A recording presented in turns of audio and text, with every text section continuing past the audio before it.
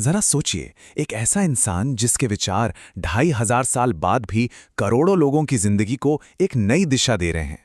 ये कहानी है बुद्ध की और ज्ञान तक पहुंचने के उनके उस असाधारण सफर की। आज करीब करीब 2500 साल बाद एक अकेले इंसान के सिखाए सिद्धांतों पर कितने लोग चलते होंगे, ये आंकड़ा हैरान करने वाला है। करीब 47 करोड़। तो सवाल तो यही उठता है ना कि आखिर कैसे कैसे एक इंसान का एक विचार पूरी दुनिया को बदल सकता है। इसका जवाब ढूंढने के लिए हमें समय में बहुत पीछे जाना होगा, उनकी कहानी की एकदम शुरुआत में।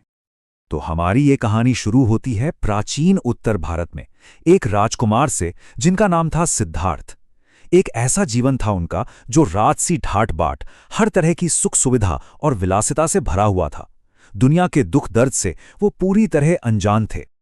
लेकिन इस सारे ऐशो आराम के बावजूद सिद्धार्थ के मन में एक बेचैनी थी। जीवन में जो दुख है, जो तकलीफ है, उसकी सच्चाई उन्हें परेशान करती थी। और इसी बेचैनी ने उन्हें एक ऐसा फैसला लेने पर मजबूर कर दिया जिसकी कोई कल्पना भी नहीं कर सकता था। उन्होंने सब कुछ त्याग दिया, सत्य की खोज में निकलने के लिए। ये कोई मामूली फैसला नहीं था।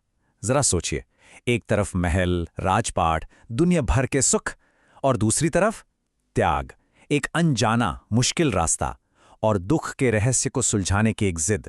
उन्होंने आराम को नहीं बल्कि जवाबों को चुना।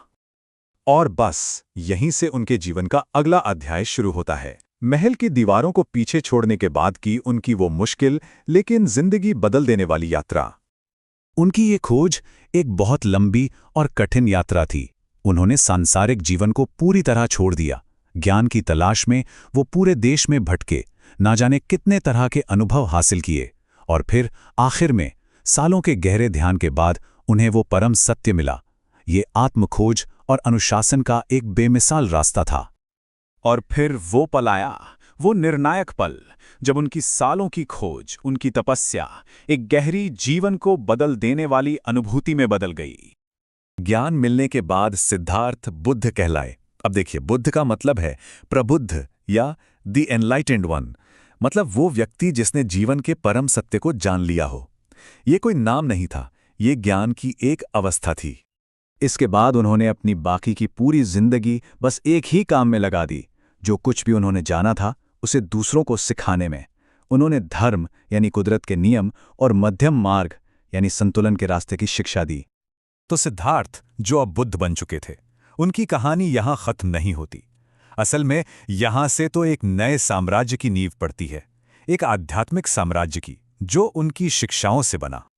अगले 24 सदियों में बुद्ध का ये आध्यात्मिक साम्राज्य पूरे एशिया में फैल गया, नेपाल और श्रीलंका से लेकर चीन, जापान और तिब्बत तक।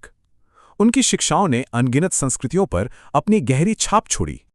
बौद्ध ग्रंथों या बड़े बड़े विद्वान सब एक बात पर सहमत हैं, बुद्ध के चरित्र को बेदाग माना जाता है।